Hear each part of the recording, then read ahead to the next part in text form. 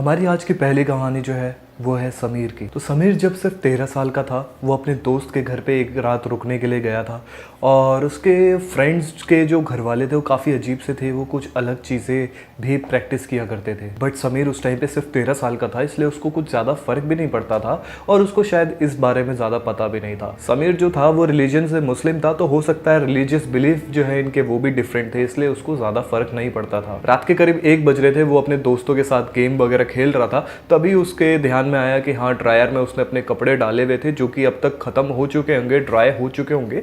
तो वो चला गया उसको ड्रायर से निकालने के लिए। लॉन्ड्री रूम जो है वो स्लाइडिंग डोर के बिल्कुल बगल में ही है और दिसंबर का टाइम था, इसलिए बाहर जो थी काफ़ी बर्फ़ वगैरह भी जमी पड़ी हुई थी। तो जैसे ही समीर ड्रायर से जैकेट निकाल के अपने बास्केट में डाल रहा था तो स्लाइडिंग डोर के पार उसने देखा कि उसके फ्रेंड का जो छोटा भाई है वो अपनी रेड जैकेट पहन के बाहर खड़ा है। उसने पहले सोचा कि ये बाहर क्यों खड़ा है और वो थोड़ा सा डर गया क्योंकि रात में उनको बाहर खड़े होना या फिर बेसिकली बाहर जाना वो मना था। तो वो अपनी लॉन्ड्री रूम से बाहर निकल के स्लाइडिंग डोर की तरफ बढ़ने लगा। जैसे ही वो स्लाइडिंग डोर की तरफ बढ़ा, अचानक से वो स्पिरिट थी या जो भी वो कुछ था वो अचानक से स्लाइडिंग डोर में उसके सामने बिल्कुल आके ऐसे खड़ा हो गया। और ये चीज़ इतनी फास्ट हुई कि ये एक ह्यूमन के लिए करना इम्पॉसिबल है। वो ना तो चल के आया ना उड़ के आया, वो पता नहीं कैसे 10 फीट दूर से अचानक से उसके सामने आ गया। उसकी आंखें बिल्कुल काली थी और वो उसी आंखों से समीर को घूर रहा था और हंस रहा था। ये सब देख के समीर डर गया और बिल्कुल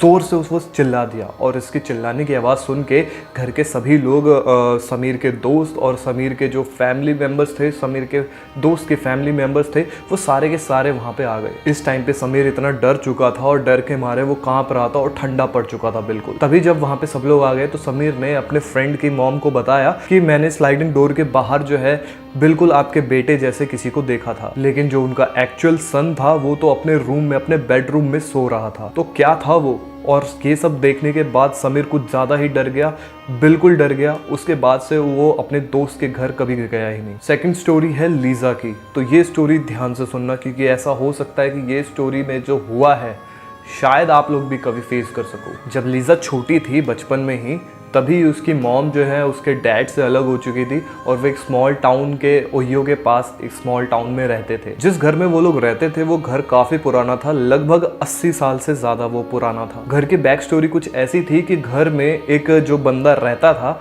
उसने खुद का मर्डर कर दिया था घर के बेसमेंट में। बट बाद में जाके पता चला कि नहीं, वो मर्डर जो हुआ था, जो सुसाइड था, वो बेसमेंट में नहीं बल्कि उसी रूम में हुआ था जिस रूम में आज लीज़ा रह रही थी। ये जो सुसाइड हुआ था उसके कुछ ही टाइम या कुछ ही महीनों के बाद ही ये लोग शिफ्ट हुए थे उस घर के अंदर। पूरा घर बहुत ही क्रीपी था और उसकी वाइब कभी भी किसी को भी पसंद नहीं आई। लीज़ा के मॉम जब जब उसको और उसके भाई को नहलाती थी तो वो दोनों हमेशा अपनी मॉम से पूछा करते थे उस डार्क शेडो के बारे में जो कि उसकी मॉम के पीछे हमेशा बाथरूम में दिखाई देता था। पहले तो वो शेडो लीज़ा को और उसके भाई को सिर्फ और सिर्फ बाथरूम में दिखाई देता था, बट धीरे धीरे वो पूरे घर में उनको दिखाई देने लग गया। इन लोगों ने उसका नाम दिया द शैडो मैन और ये शैडो मैन हमेशा लीज़ा के मॉम के आसपास दिखाई देता था। कुछ टाइम तक तो ये सिर्फ नॉर्मली दिखाई दिया, उसके बाद चीज़ें और भी ज़्यादा बिगड़ने लग गई।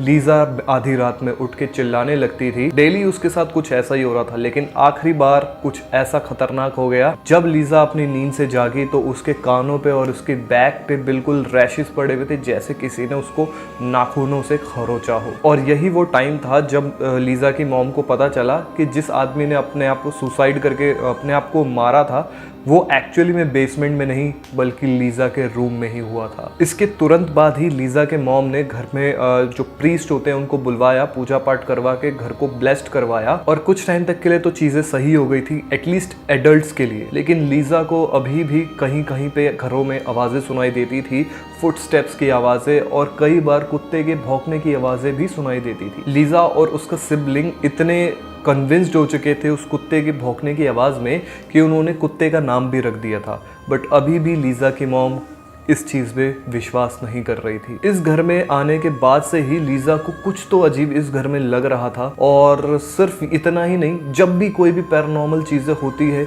लीज़ा को कुछ अजीब सा फील होता है। तो क्या आपको क्या लगता है, क्या वो किसी पैरानॉर्मल चीज़ों से कनेक्टेड है? या फिर उसको भूत वूत दिखाई देना नॉर्मल सी बात है, क्योंकि वो एक साइकिक है। आप मुझे अपना ओपिनियन कमेंट्स में बता सकते हो। इस वीडियो को लाइक करके आप अपने थॉट्स मुझे ज़रूर बताना। और अगर आपकी कोई हॉरर स्टोरी है या कोई भी स्टोरी है आपके फ्रेंड्स की या कुछ भी स्टोरी है, तो आप मुझे इंस्टाग्राम पे डीएम कर सकते हो या फिर आप मुझे ईमेल करके भी अपनी स्टोरीज बता सकते हो। अगर आपको मेरी स्टोरीज पसंद आती है तो इस चैनल को सब्सक्राइब कर लो, ताकि और इंटरेस्टिंग स्टोरीज आप कभी भी मिस ना कर पाओ।